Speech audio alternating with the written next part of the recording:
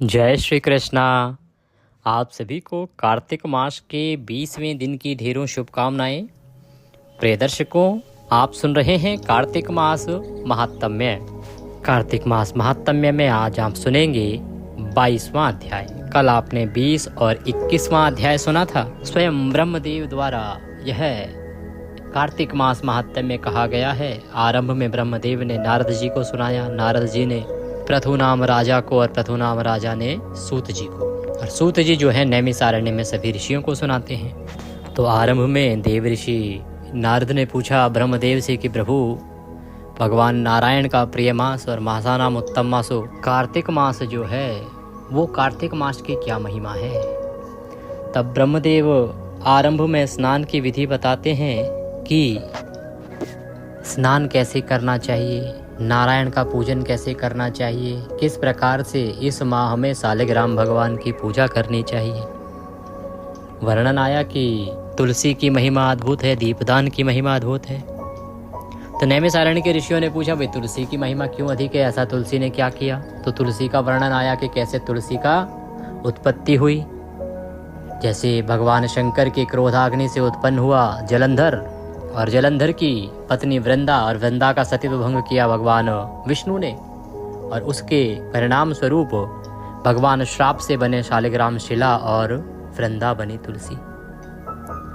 और तुलसी जो है वो बड़ी भाग वाली है। कहते हैं ना कि तुलसी तू बड़े भागनी, कौन तपस्या कीन, तीन लोक तारन तरन सो तेरे अधीन।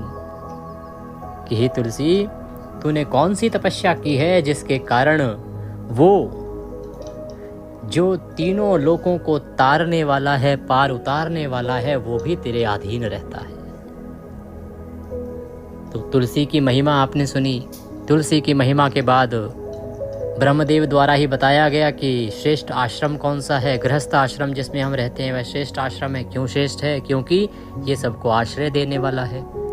बाकी सभी आश्रम किसी ना किसी पर आश्रित हैं, उनको आश्रय की आवश्यकता होती है। पर गृहस्थ आश्रम जो है, यहाँ हम सबको आश्रय देते हैं, हम किसी का आश्रय नहीं लेते।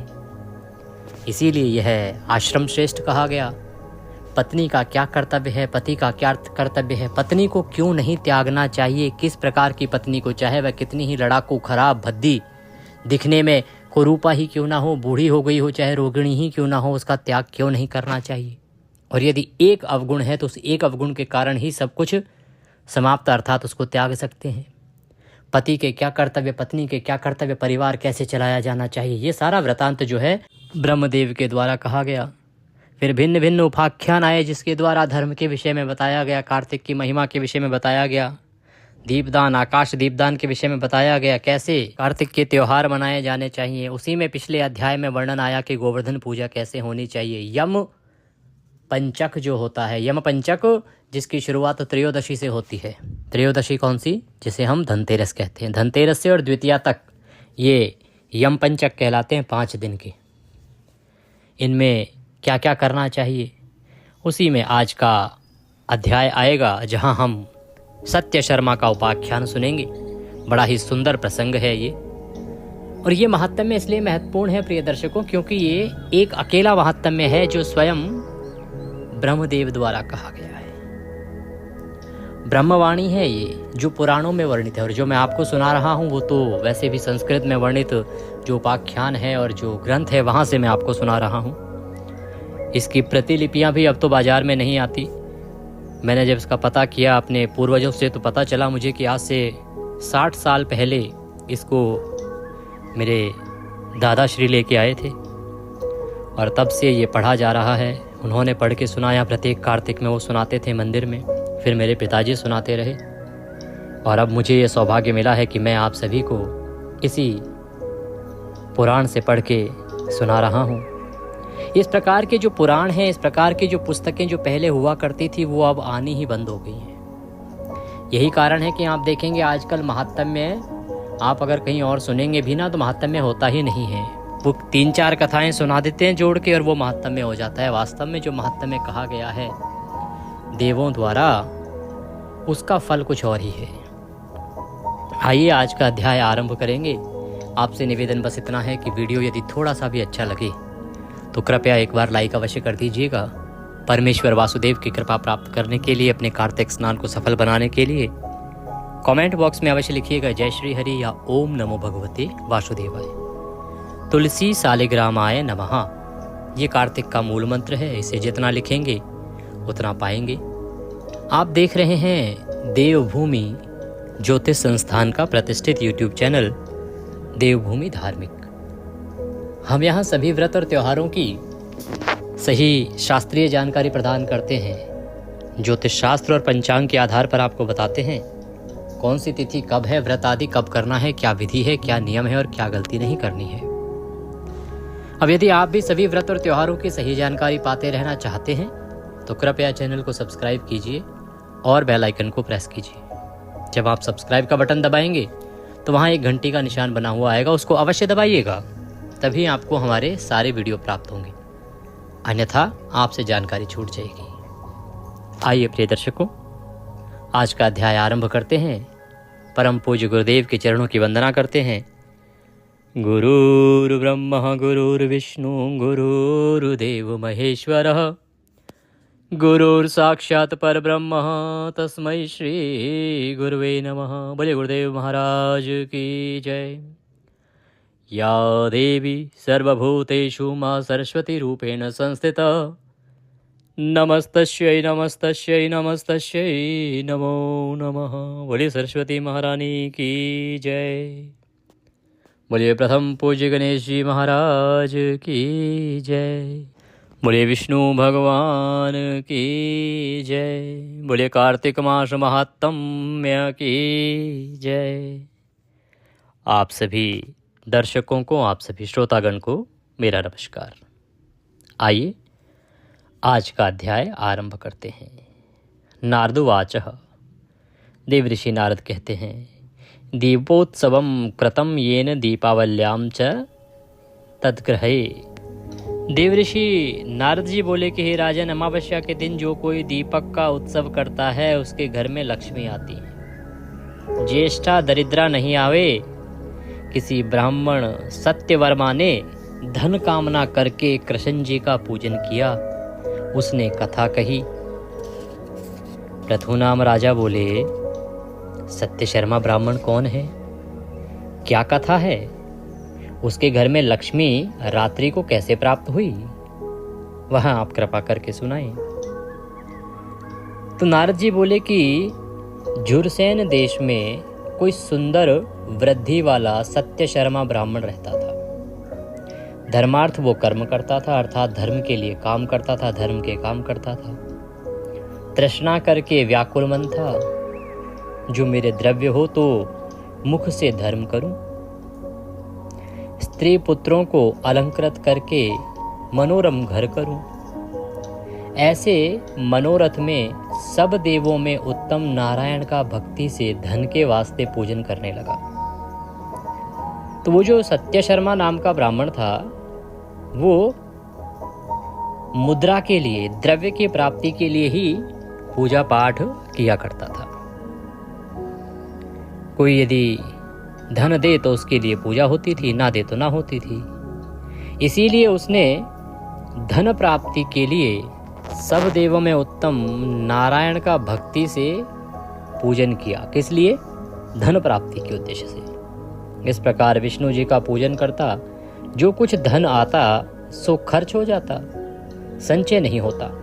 अब वो पूजन तो करता विष्णु भगवान का धन की प्राप्ति के लिए, अब होता क्या कि जितना आता वो सब खर्च, हाथ में कुछ नहीं, खाली हाथ।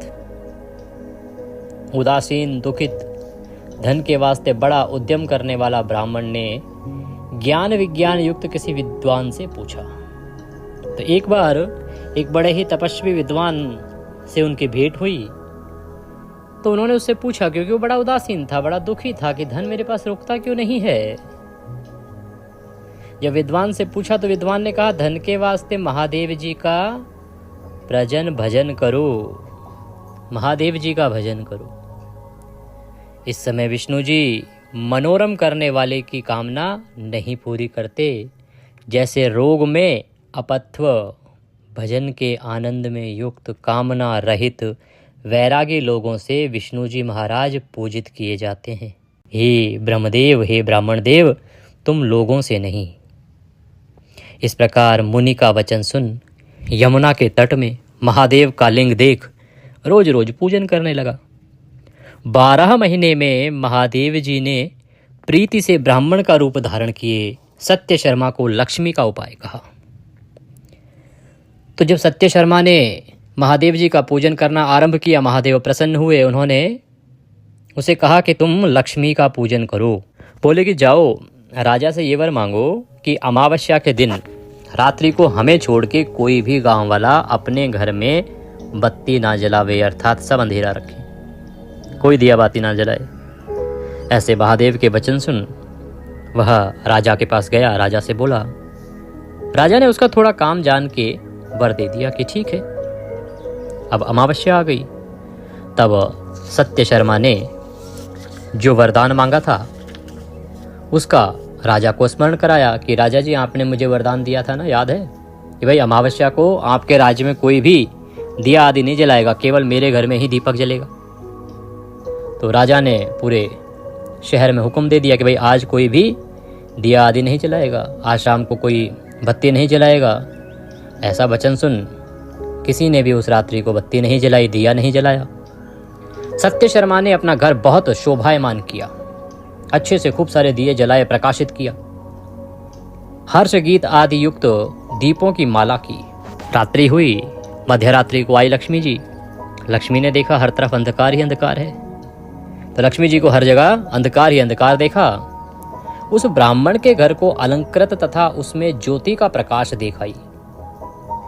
सो हाथ में लीला कमल लिए मन को आनंद करने वाली मुस्कुराती मनुष्य की स्त्री के समान रूप वाली वह घर में आई।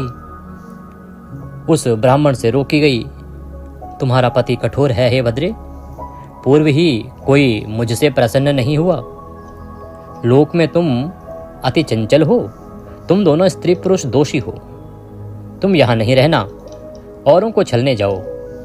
लक्ष्मी बोली, कृष्ण जी के शयन में तुम्हारे घर आई हूं, तुम्ही में निश्चल होंगी, हमको घर में आने दो। ब्राह्मण बोला कि जो 3 वंश पर्यंत रहो, शपथ करो, हमको मद से अंधा ना करो, ऐसे घर में रहो, दूसरी तरह नहीं।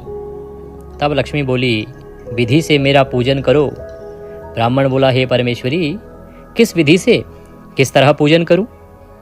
तो क्या हुआ कि जब उसने दीपक जलाए, हर ओर प्रकाश था। अब ये क्या, कौन सी अमावस्या की बात हो रही है दर्शकों, आप समझ गए होंगे, ये आ रही है दीपावली की जो अमावस्या आती है ना, कार्तिक अमावस्या, उसकी बात हो रही है। तो माता लक्ष्मी आई रात्रि को, तो उसने कहा कि तुम दोनों स्त्री पुरुष जो बड़ा छल करते हो, आप ठहरती नहीं हो, बड़ी चंचला हो, और जो आपके पति हैं ना भगवान विष्णु, वो प्रसन्न नहीं होते, मैंने इतनी तपस्या करी, वो प्रसन्न नहीं हुए। अब क्योंकि कार्तिक अमावस्या का दिन जहाँ प्रकाश है वहाँ विराजमान होंगी, तो उन्होंने कहा भाई देखो, आज मैं आई हूँ तो मैं अवश्य ही तुम्हें धन आदि से संतुष्ट करूंगी, मैं तुम्हारे यहाँ वास करूंगी। तब वह ब्राह्मण बोला कि अगर यहाँ वंश पर्यंत, 3 वंश पर्यंत, अर्थात मेरे 3 वंश बीत जाए, 3 पीढ़ी रहें, तब तक यहाँ रहने का वचन दो तो वास करो। तो देवी लक्ष्मी ने कहा, हाँ ठीक है, मैं 3 वंश पर्यंत भी रहूंगी, लेकिन उसके लिए तुम मेरा विधि विधान से पूजन करो, तुम्हें मेरा विधि विधान से पूजन करना होगा। तो सत्य शर्मा ने कहा कि बताओ कैसे पूजन करना होगा। कहती हैं, जो पुरुष कार्तिक मास में अमावस्या को घी से अथवा तिल के तेल से दीप मालिका करता है, वह पुरुष जितने दीप होते हैं उतने 1000 युग रुद्रलोक में रहता है।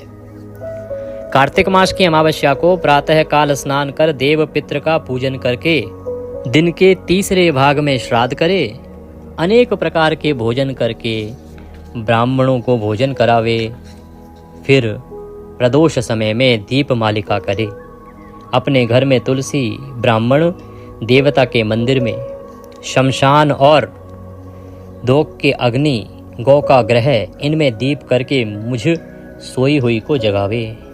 जैसे पतिव्रता स्त्री पति के पूर्व जागती है, इसी तरह मैं भी विष्णु जी के जागने के 12 दिन पहले जागती हूँ। अमावस्या के दिन बाल वृद्ध रोगी इनको छोड़ भोजन कोई ना करे, शाम को हमारा पूजन करें।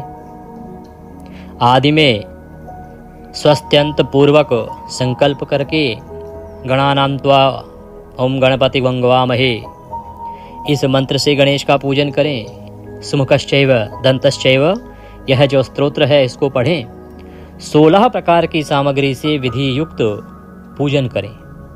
कुबेर का पूजन करें तथा नमस्कार करें। हे कुबेर, सदा लक्ष्मी के साथ हमारे घर में स्थिर रहो, ऐसे आवाहन करके पूजन करें। ओम भूर्भुवः स्वः कुबेराय नमः, इस मंत्र से पूजन करें। 16 तरह के उपचार विधान से मेरा पूजन करें। अष्टदल शुभ कमल युक्त एक पात्र में लक्ष्मी को प्राप्त करके वहीं कुबेर सिद्धिदायक गणेश को स्थापित करके आगे दूसरा पांव घर के संकल्प करें। फिर दूसरा स्थापन करके संकल्प करें। ओम तत्सत्यादि ओम गणानंत्वा, इस मंत्र से गणेश का आवाहन। ओम भूर्भुवः स्वः गण गणपतये नमः, इस मंत्र से 16 प्रकार से गणेश का पूजन करके पीछे लक्ष्मी तथा कुबेर का पूजन करना। कमल रूपी आसन में स्थित बड़े कटितट वाली कमल पुत्र के समान बड़े नेत्र वाली गंभीर नाभि वाली स्तन के भार से नम्र शुभ्र वस्त्र युक्त देवताओं के हाथियों मणिगण युक्त घड़े से स्नान युक्त नित्य ही कमल हस्त लक्ष्मी सर्वमंगल युक्त मेरे घर में वसे इति ध्यानम, इस प्रकार से ध्यान करें। हे सर्व सिद्धि को देने वाली, हमें सैकड़ों वर दें। इत्यासनम, तलवार शूल गदा पाश अभय हाथ में यश देने वाली हाथी में सवार महालक्ष्मी ऐश्वर्य देने वाली हो।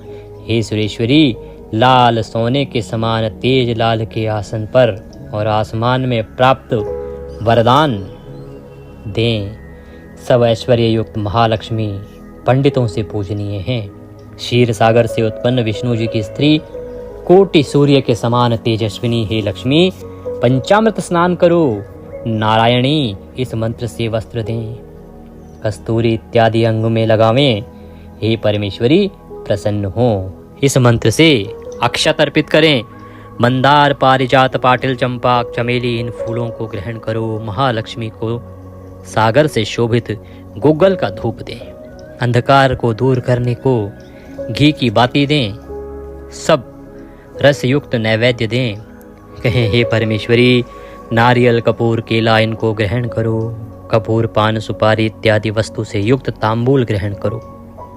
सब देवताओं को वरदान देने वाली देवी को नमस्कार है। चंद्र सूर्य रूप देवी को बराबर प्रणाम करते हैं।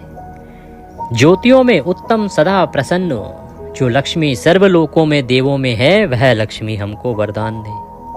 जो विष्णु जी की छाती में और जो अग्नि में स्वाहा है, वही लक्ष्मी वरदान दे। हास नृत्य विलास तथा भगवान का भजन करके रात्रि बितावे। इस प्रकार अमावस्या को जो कोई लक्ष्मी का पूजन करेगा, उसके घर में लक्ष्मी रहेगी। तब नारद जी बोले, सत्य शर्मा ब्राह्मण ने लक्ष्मी के मुख से इस प्रकार सुनकर दुख नाश करने वाली लक्ष्मी का विधि से पूजन किया। लक्ष्मी भी सत्य शर्मा ब्राह्मण के घर में ही रही। संपदा प्राप्त हुई, दरिद्रता चली गई। उस धन से ब्राह्मण यज्ञ दान तप विष्णु की पूजा करता रहा।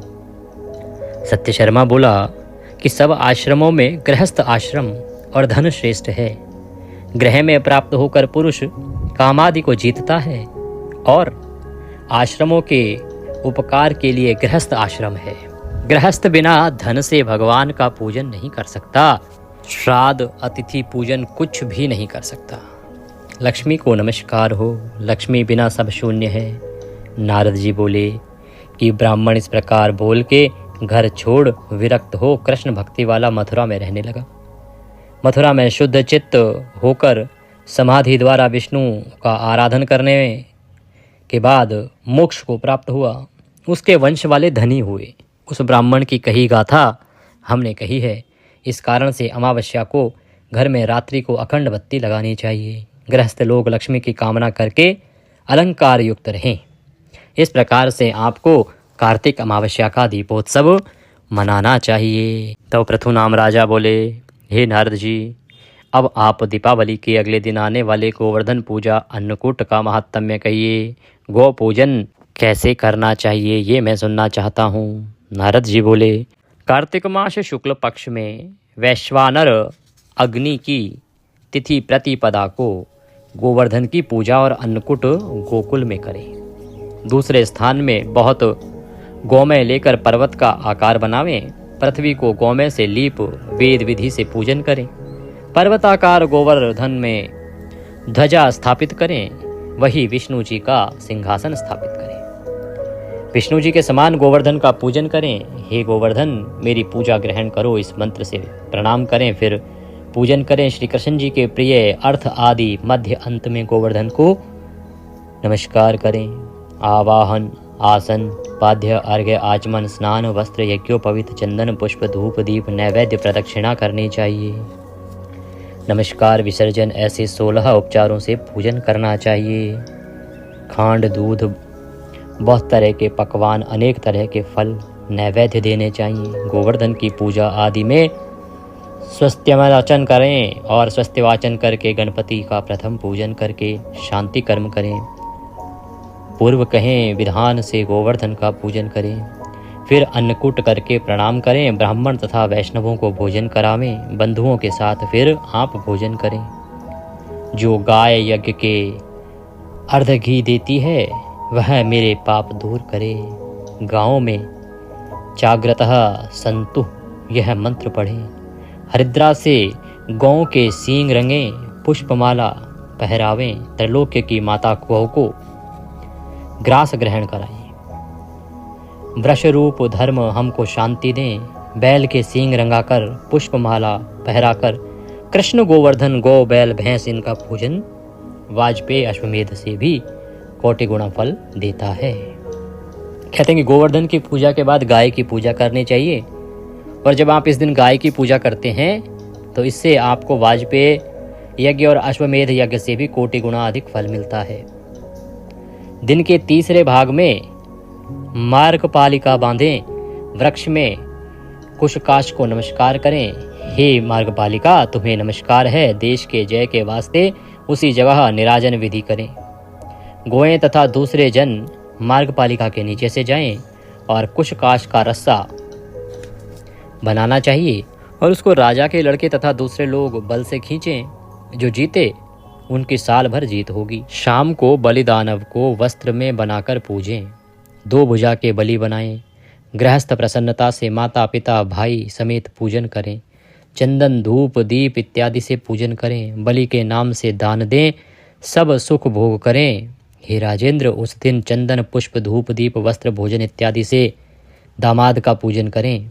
जो इस विधान से वर्ष वर्ष तक पूजन करते हैं उसको श्री कृष्ण जी की कृपा से भुक्ति मुक्ति मिलती है।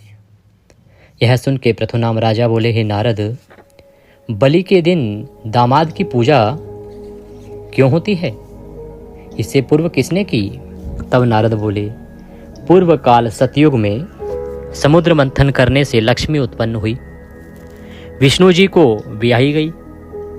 अनंत लक्षण लक्ष्मी कन्या जब समुद्र जी ने विष्णु को दी तब कन्या के स्नेह से आनंदित समुद्र ने भक्ति से परम आनंद से विष्णु जी की स्तुति की। इसके ऊपर प्रसन्न भगवान समुद्र से बोले, वरदान मांगो जो तुम्हारे मन में हो। ऐसे वचन सुन के समुद्र बोला, हे प्रभु, जो अगर आप प्रसन्न हो तो मेरे में लक्ष्मी के साथ नित्य ही बसो।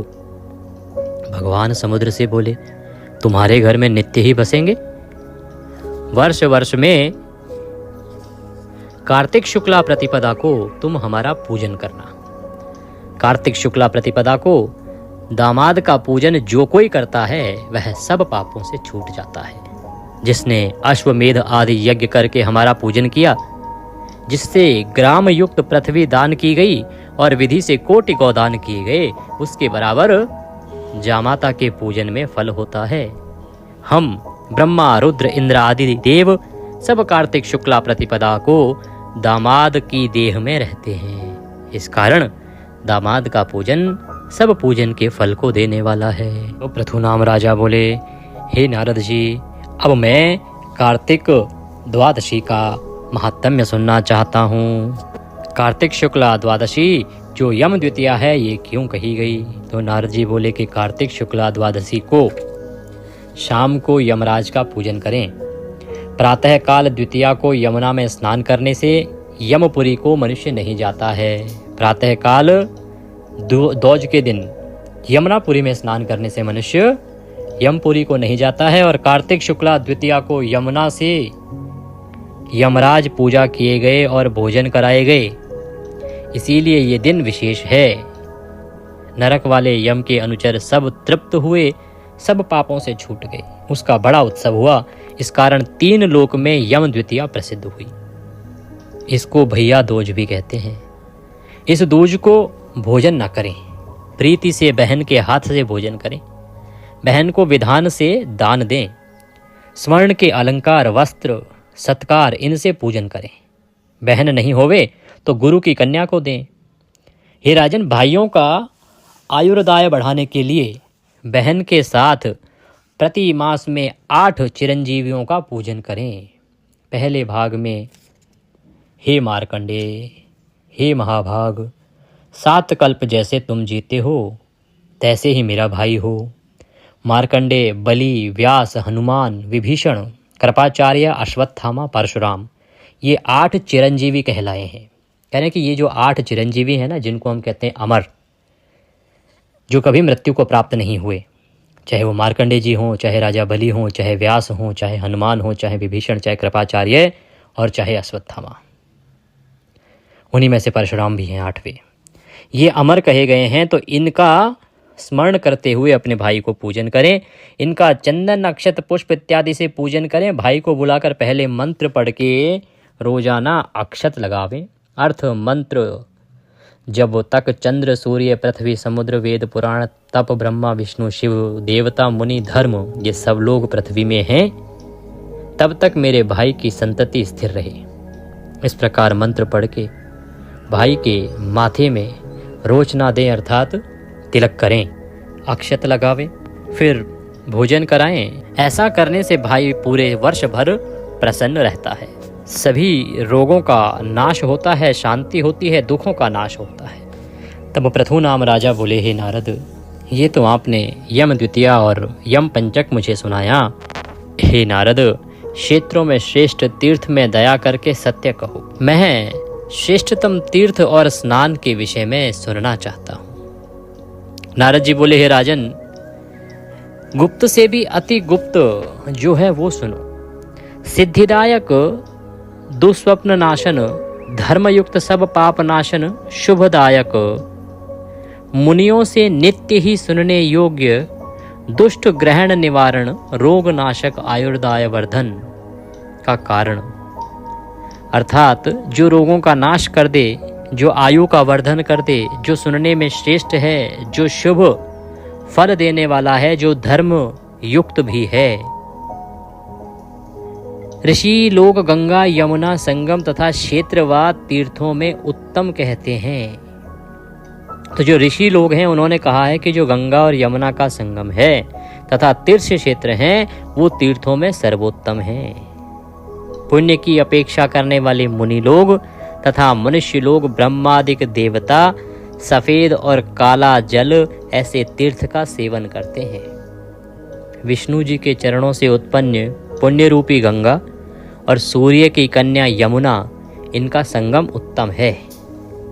स्मरण से ही पीड़ा का नाश करने वाली है और नदियों में श्रेष्ठ, सब पाप रोग आदि का नाश करने वाली है। समुद्रांत पृथ्वी में जितने पुण्य क्षेत्र हैं उनमें प्रयाग पुण्यकारी है। प्रयाग में ब्रह्मा जी ने विष्णु का पूजन किया, मुनि लोगों ने बहुत तरह के यज्ञ किए। सब तीर्थों के अभिषेक का पुण्य गंगा के बूंद के 16 अंश के बराबर भी नहीं है। तो प्रिय भक्तों, अभी ये जो वृतांत यहाँ पे आरंभ हुआ है, ये माँ गंगा का वृतांत आरंभ हुआ है। अब आगे जो प्रसंग आएगा वो गंगा स्नान का प्रसंग आएगा, क्योंकि कार्तिक चल रहा है और कार्तिक के अंत में तो गंगा स्नान जाना ही चाहिए। यूँ तो एकादशी से ही शुरू हो जाता है गंगा स्नान, कार्तिक में वैसे जब भी करो उत्तम है, पर एकादशी से तो विशेष रूप से शुरू हो जाता है। हमारे यहाँ से तो प्रतिवर्ष बस लेके जाते हैं हम। तो गंगा स्नान की महिमा अब शुरू हो गई है। गंगा स्नान का जो महात्म्य है वो अगले 2 अध्याय में चलेगा कि कैसे ये गंगा स्नान आपको करना चाहिए, कैसे ये फल देने वाला है। देवऋषि नारद कहते हैं कि सभी तीर्थों को मिला के जो पुण्य उत्पन्न होता है ना, वो पुण्य गंगा के बूंद के 16 अंश के बराबर भी नहीं है। गंगा की 1 बूंद के 16वें भाग के बराबर भी वो पुण्य नहीं है। इतना अधिक पुण्य है गंगा का और कार्तिक में गंगा स्नान का।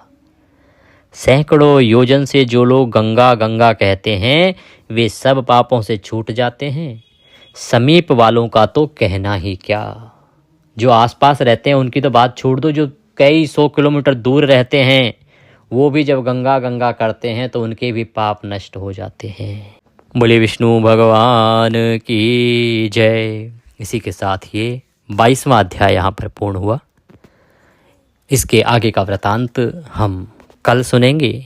बहुत ही उत्तम प्रसंग है ये, गंगा स्नान से संबंधित, और इसके बाद जो इसमें प्रसंग आएगा वो भीष्म पंचक से संबंधित भी उत्तम प्रसंग आएगा। आने वाले जितने भी त्यौहार अब रह गए हैं, जितने भी महत्वपूर्ण दिन रह गए हैं, आंवला नवमी जैसे, उन सब का प्रसंग आने वाले कुछ दिनों में इस महात्म्य के माध्यम से आएगा।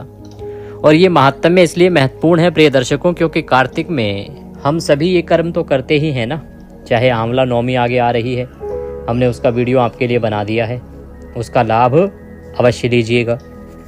आंवला नवमी की बात करें, चाहे आंवला नवमी के बाद आने वाले एकादशी की बात करें, एकादशी के बाद आने वाली जो पूर्णिमा है वो बड़ी महत्वपूर्ण है। इससे पहले की तिथियां, द्वादशी भी बड़ी महत्वपूर्ण है, गोपाष्टमी बड़ी महत्वपूर्ण है। तो एक एक दिन जो बचा है कार्तिक का बड़ा महत्वपूर्ण है। प्रतिदिन सुनते जाइए। मैंने आपके लिए आंवला नवमी का वीडियो भी अपलोड कर दिया है कि क्या क्या करना है, कब करना है, कैसे करना है। क्योंकि आंवला नवमी भी इस बार 2 दिन हो गई है। कारण ये है कि दीपदान रात को होता है और व्रत पूजन जो है सूर्य के मुख से, तो उसको कब करना चाहिए उसका वीडियो मैंने अपलोड कर दिया है, उसको अवश्य देख लीजिएगा। और कैसे क्या करना है उस दिन पूजा पाठ वो भी मैंने आपको बता दिया है। दीपदान कैसे करना है, आंवले का दिया कैसे बनाएंगे उसका वीडियो भी मैंने बना दिया है, वो भी कल तक आपको अपलोड हो जाएगा। कुछ और पूछना चाहते हैं, कहना चाहते हैं तो कमेंट बॉक्स में लिख सकते हैं, पूछ सकते हैं। स्क्रीन पर नंबर आ रहा होगा, उस पर भी संपर्क साध सकते हैं। पत्रिका आदि बनवाना चाहते हैं या कुछ पूछना चाहते हैं कुंडली से संबंधित तो संपर्क साध सकते हैं।